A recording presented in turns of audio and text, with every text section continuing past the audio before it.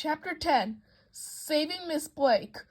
Everybody was happy that the bear ran away, but then we realized Miss Blake was still on the ground. "She's not breathing," shouted Alexia. "We've got to do something," shouted Emily.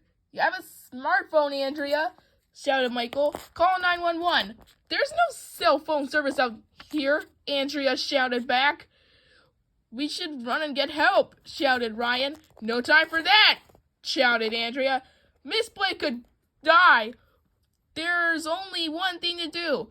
We have to give her mouth-to-mouth resuscitation." "No!" Ugh, gross.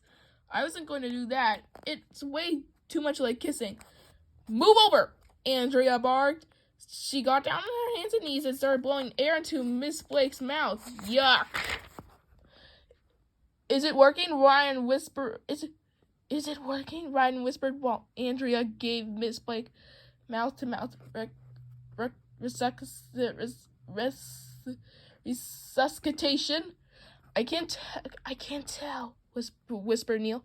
I guess Miss Blake isn't so brave after all," whispered Emily.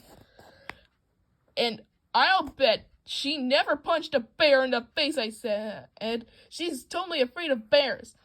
"I think she's waking up," shouted Michael. Miss Blake opened her eyes.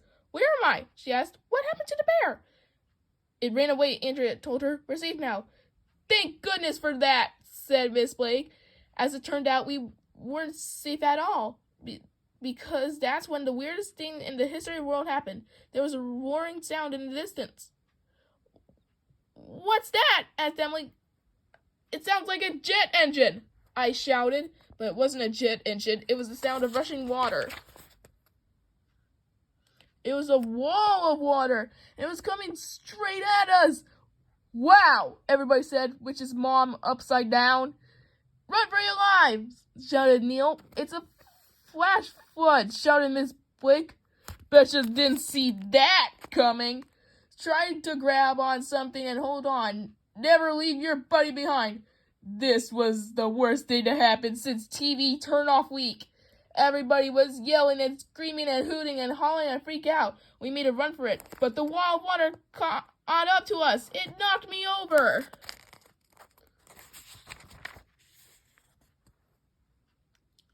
I started swimming. I couldn't see anything.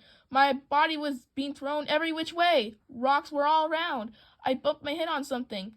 "Arlo, are you okay?" I heard Andrea shout, and that was the last thing I remember.